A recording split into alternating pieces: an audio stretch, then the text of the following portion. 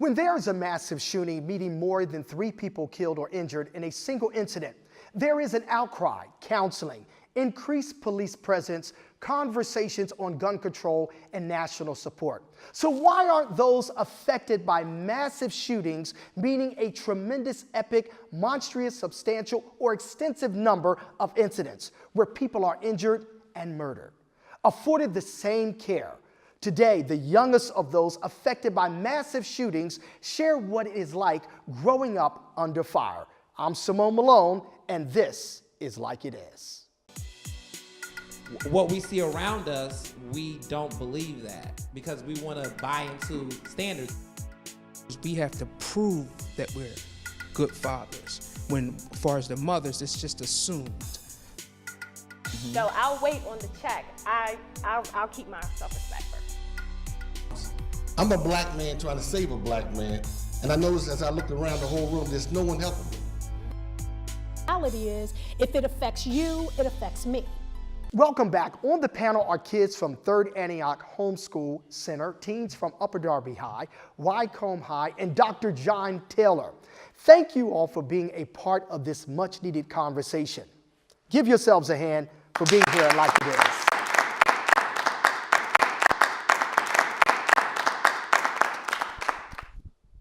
The first question I want to ask this amazing panel is, do any of you live in an area where there is a lot of shootings? Yes, I do.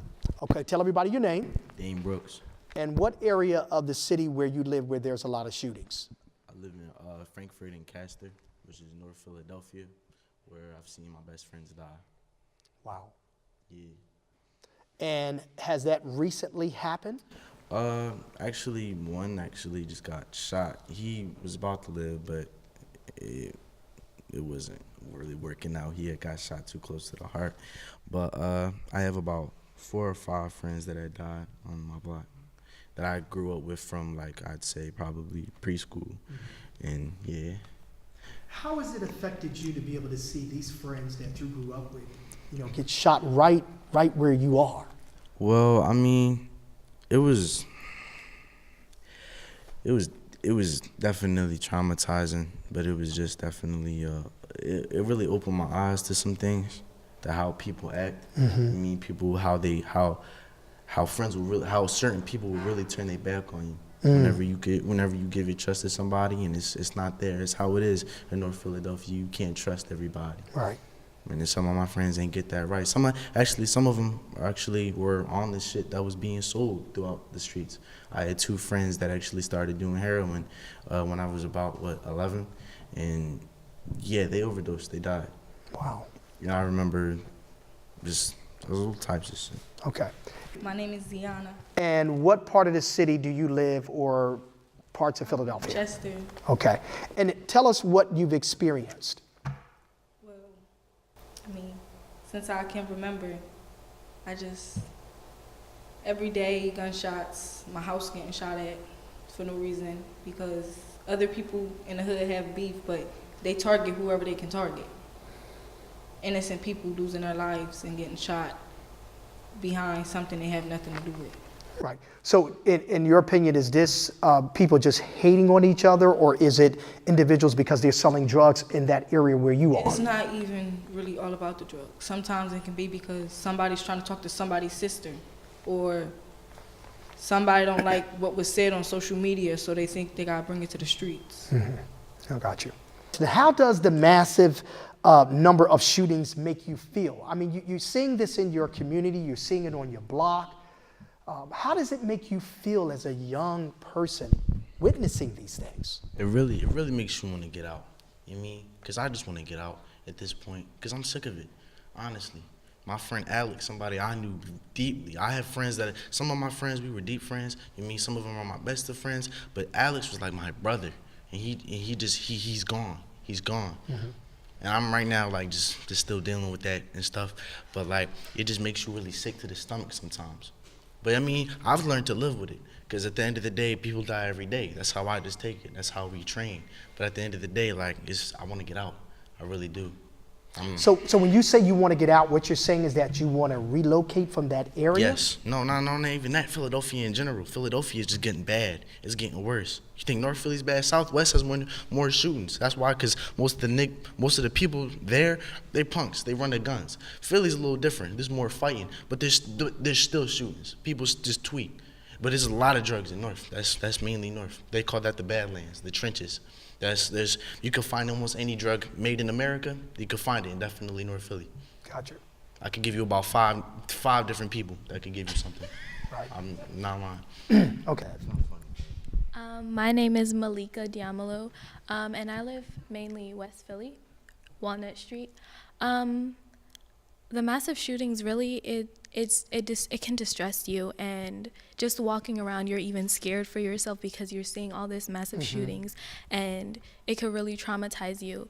And me personally, walking down, like, I'm very on guard. Like, I'm walking down, I'm not even stopping, and it can make you seem like a person who always has their guard on because of all these massive shootings, and you can't trust anyone anymore. So when you're out and about, in the community, are you by yourself most of the time? Are you with your girlfriends, walking together, or what?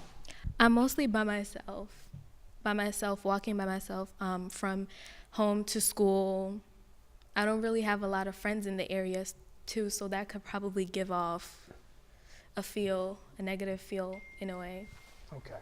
Hello, my name is Yassine from Walnut Street, Okay. and the massive shooting makes me feel a little bit sad because most people die and they don't get to live, and every time when we walk back home, I feel strange about people. I got you. Well, thank you for sharing, okay?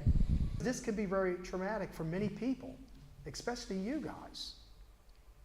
So have your school reached out to offer any type of counseling or any type of organization through your community? No, not at all.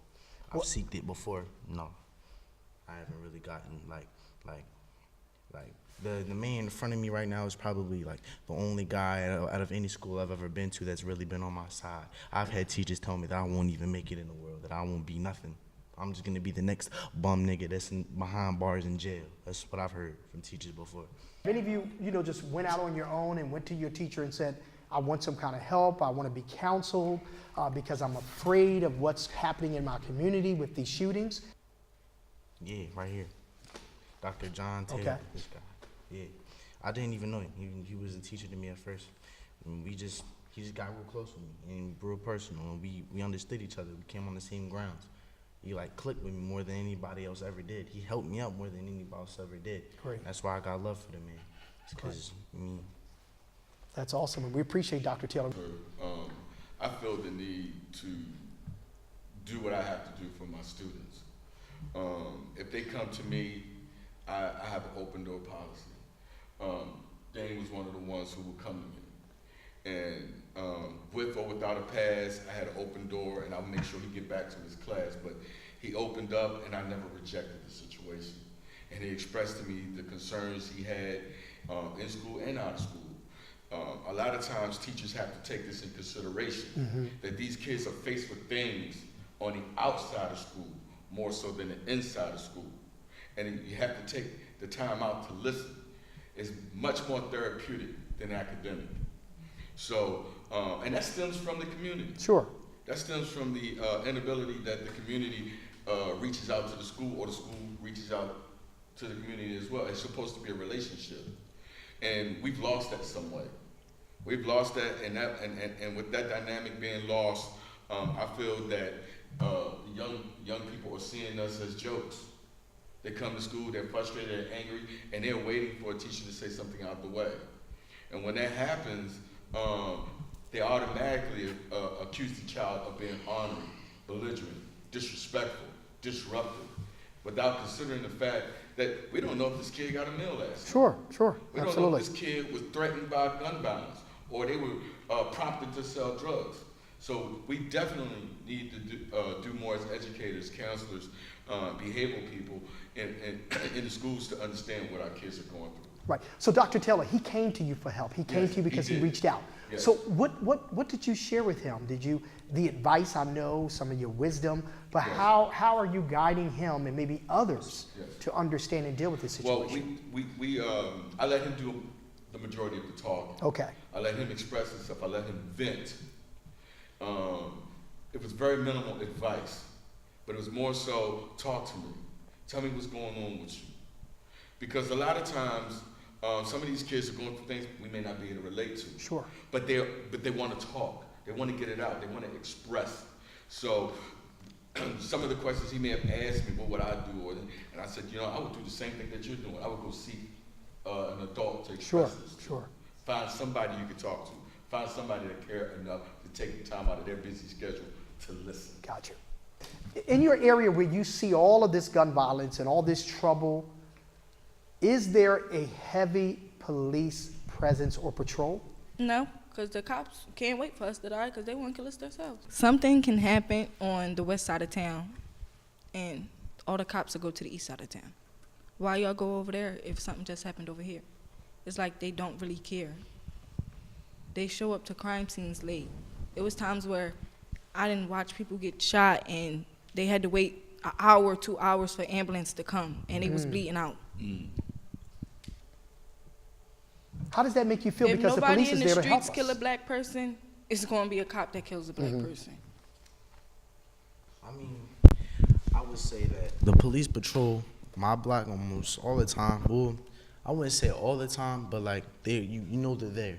There's a lot of undercover shady stuff with Philadelphia police cops. I don't like them. That's me. I don't care if I say it on live TV. I hate them because it's shiesty and it's a setup. And they will target young black males. My friend LIKeIT, he got targeted. He was just walking down the street and he didn't even do nothing. There is a lot of policemen around our block, but that's only because it's a student area, and the racial division, it's kind of changing now. There's more racially diverse people moving into our area, so the cops are becoming a bit more vigilant and stuff like that, and trying to cover them and give them a haven because they are paying more and stuff like that. And I believe that's why we have a heavy police influence now in my area personally. My name is Samaya, and around my block there's like a lot of police people, especially because like when the kids get up around my block,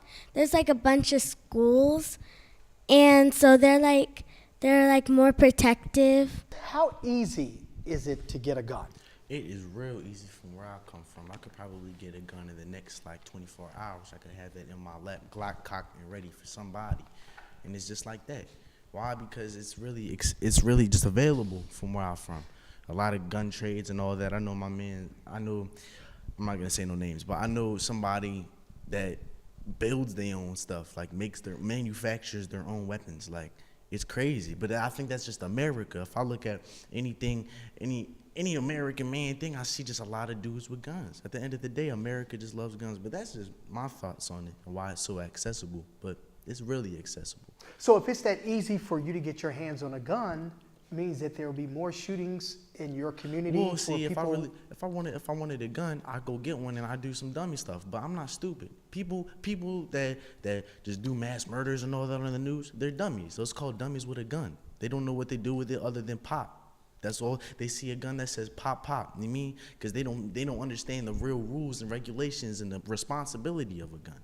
So, I mean, I could get dummy and get stuff popping, but I don't. I don't want a gun. I don't need one at this very second. Well, I don't need one at this very second, but, like, if I wanted one, it's accessible.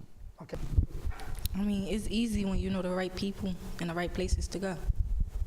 You know who the people are, you know the right places to go, you can get yourself a gun. Just like that. Just like that. In terms of government, again, I think they make it really easy for people too. They always stress on it, oh, well, we have the right to bear arms. It's in our Second Amendment, but that was during a militia. It's not. We don't have a militia right now. We're having a crisis, that's true, but allowing those guns to still be out here is just making it even worse for us. But I guess, like, to them, it's like, oh, well, we're not the ones getting hurt. We're not the ones getting killed, so it really doesn't matter. It's the minorities getting killed, which is us. Okay. Thank you for sharing. Dr. Taylor, you want to say something? I think it's really important for the audience to hear what the youth is saying. Not only it is easy to get a weapon, like Dane was saying, you got people out here who are willing to use it. And they're not thinking about the consequences of what they're doing when they get these weapons. As soon as I heard him talk, I was reminded there's a song called Pick Up the Stick. In the video itself, almost every person is between the age of 18, maybe even 14 years old to 24, and every single person in that video has a weapon. They're promoting this. The entertainment business is promoting this. And by that being said, where do we go from that situation and seeing what's in reality? Because reality, like you're saying, we can get a gun very easy. Now we're prompted to do it when we watch these videos, or we're prompted to do it, like you said, America's drawn to this. It's happening. Like she said, you know, we're not even in a crisis that anybody should need a gun. So where do we go from there when we're trying to tell our kids to end the violence, but we're promoting it? Gotcha. Like It Is will be right back.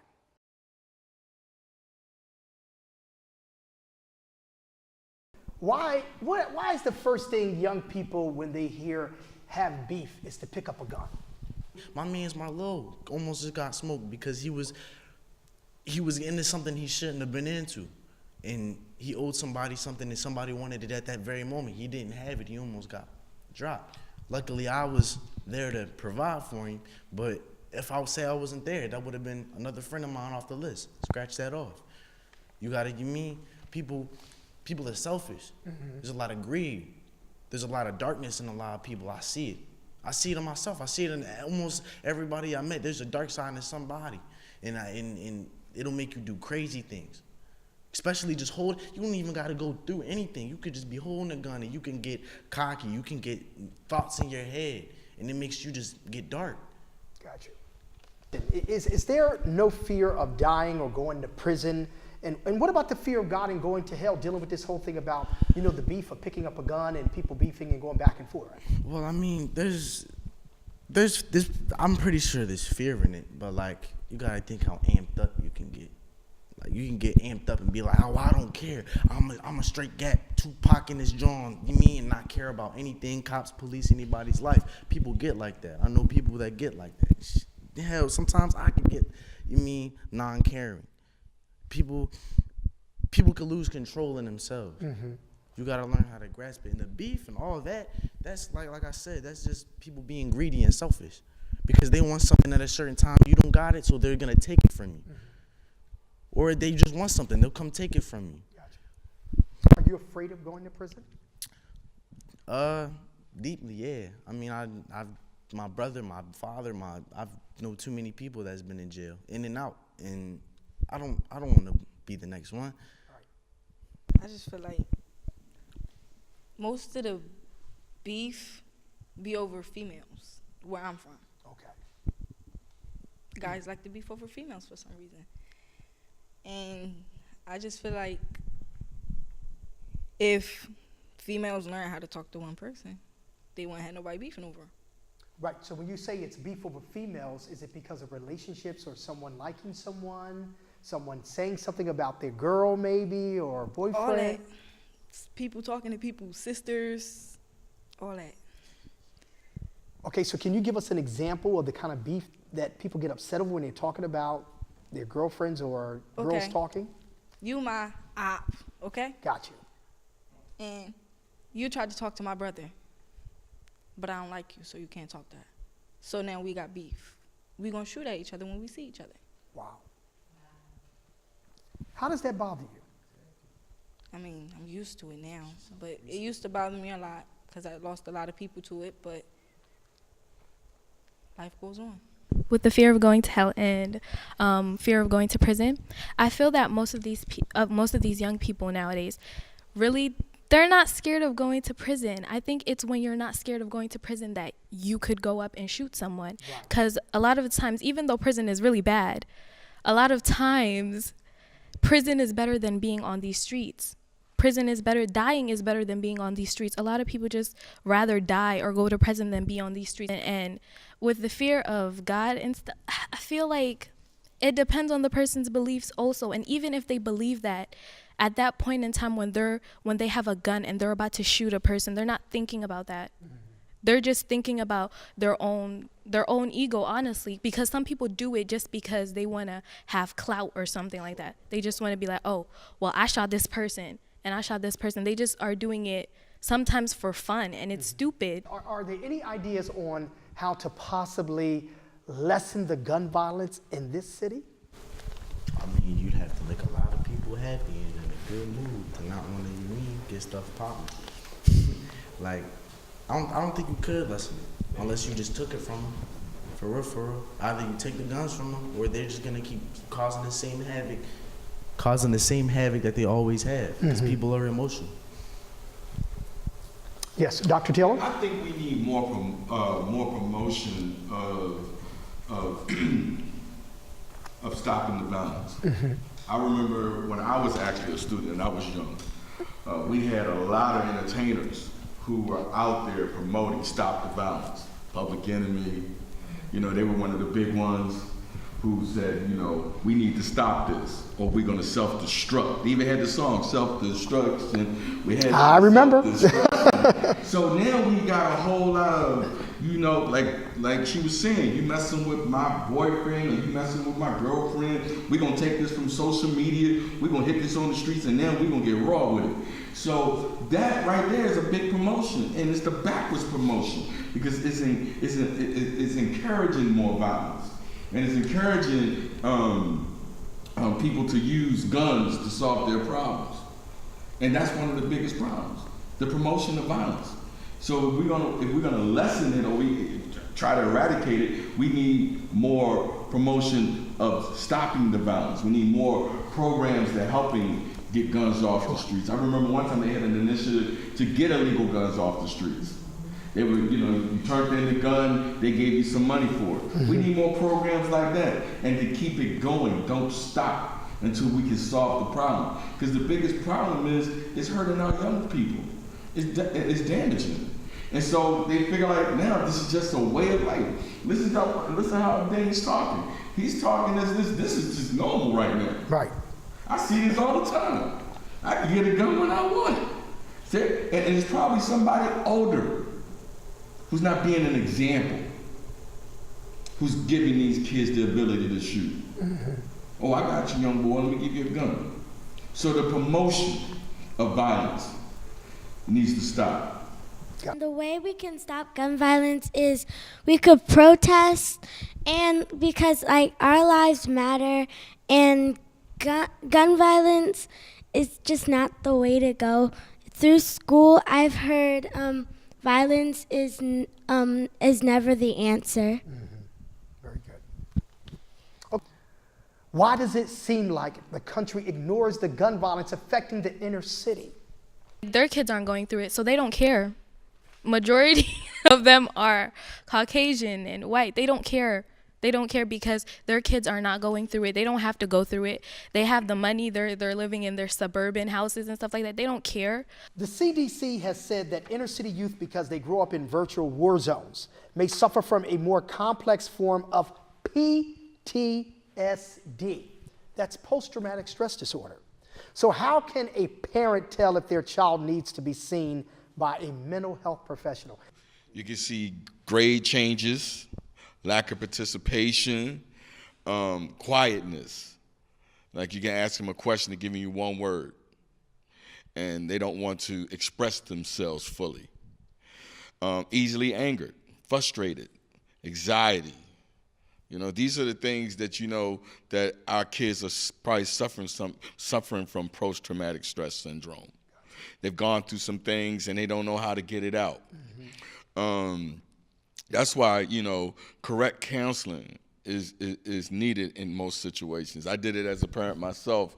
When my kids were young, I took them for counseling, and just to see what kind of stress they're going through. I mean, you would never know what these kids are going through. And I took my kids based on a divorce. So I wanted them to get get a second thought out to someone else. And I think some of the parents, you know, they probably think like they'll be all right, or, you know, it's my child, I can talk to them the way I want to, and they don't want to get other people involved. We forgot that it takes a village. Mm-hmm.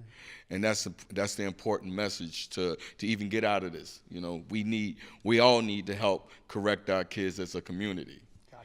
And to build that bridge with each other through our children. Sure. Because I care for your kid, care for mine. And I remember when I was younger, you know, my mother didn't have to correct me. It could have been the next door neighbor. Sure, sure. You don't get that type of situation anymore. Yeah, we need more love. That's right. And even as an educator, I might have to call you up and say, you know, your kid is going through things. Maybe we could talk about it and get some counseling or something.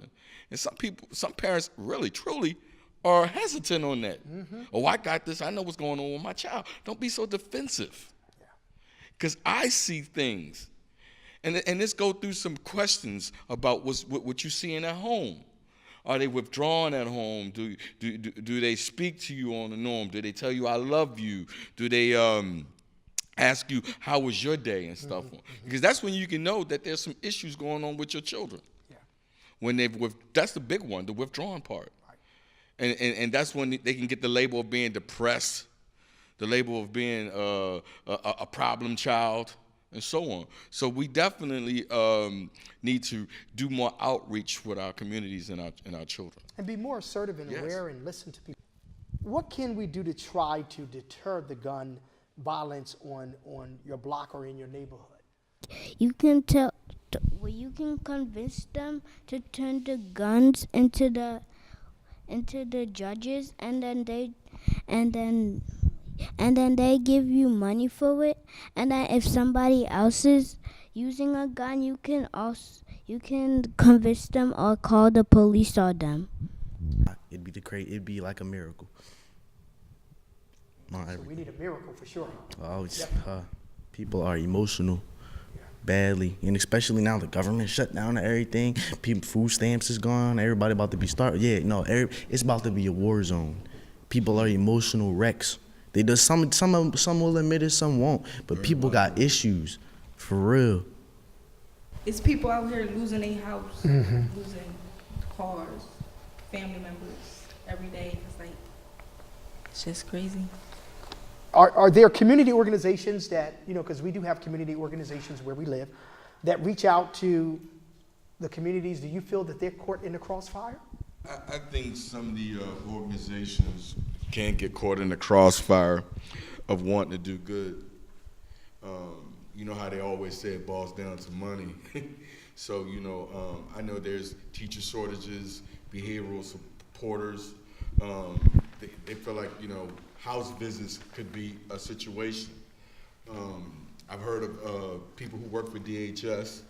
They're doing home visits and they get caught in a situation where there's violence in the home, and then when they want to leave, it's violence in the streets where they're serving. So now you have a situation where behavioral workers or community workers, counselors feel some type of way going into the neighborhoods that have a high crime rate because of safety. Safety concerns, because I don't want to get shot doing my job. So yeah, I think there's a situation where some of the community organizations who are involved get caught in that crossfire due to the violence that happens on the streets. Gotcha. How do we get the officials to help change that? I mean, instead of allowing people to purchase more than one gun with a gun license, they should only allow one per person, and it should only be for safety use only. Go ahead. They could also do background checks. They could also do people with disabilities, because the majority of mass shootings are happening with people who have mental issues and stuff like that, not just in our communities. Less guns, honestly. I don't even see why they could be promoting more guns when we're talking about we have all these gun violence. Just less guns, no more guns at all. Gotcha. I'm Jaden. Okay. And if you look back in 2018, that was probably one of the highest death a lot of people died last year. So, I mean, it doesn't matter how much we try to change it. Like, people always find a way to get a hold of a weapon and unleash their anger on someone else. In these final moments, what do you guys want the world to know about this gun violence and all of this stuff that's happening in your community? You know, what do you want them to know? I think they just, to everybody that's watching this or whatever, chill, for real. Because at this point, we're coming to the point in the world where we need to start sticking together, because eventually our own people, our own government, I feel it. For some odd reason, I feel like our own government, our own people wind up turning on us. And we need to start coming together and working together, because there's certain things in this world that can't be trusted like you think. I think that everybody should just put down a gun. Put some paperwork in your hand. Everybody should be owning our own business by now. It's 2019. Instead of people owning our own business, they rather kill and shoot innocent people. I want the world to know that you should put the gun down. Like, gun violence isn't good. People are dying because people are purchasing guns and shooting people. It's just not right. I want the world to know that we can stop this. We can stop this if we really try hard enough. If we put more funding into non-violence, community, non-gun violence and stuff like that. If we put out more work and not just think about other stuff as in the economy, not just put in more money into the economy, but put more money into stuff that is actually affecting the community, not the outskirts. Put more work and more funding into stuff that actually affects people, not what we see on America. Because when we see America, we don't see everything. We come here, we don't see everything that's happening. We just see the good stuff. And I think America should really focus on what is happening in our communities and not just the outskirts. In conclusion to everything, I want the world to know that these are the voices of our community. These are our up-and-coming. These are our new leaders. And you can see they speak with passion and they speak with intellect. And they're faced with a situation none like no other to see this type of travesty happens in their life all the time. So please listen and tune in and share this message. Share this message with the world. Once you see this on your social media, post it and share it, because this is powerful to hear young people speak out about gun violence. And this is unique because you can hear it from the kids who are faced with this in school, out of school, and keep praying for a better tomorrow and a brighter day, and all that that we want in life could be better for our children. Absolutely. Well, my prayer is that you all will stay protected, follow your goals and aspirations in life, and keep on striving to be better. Give yourselves a hand for being here for Like It Is.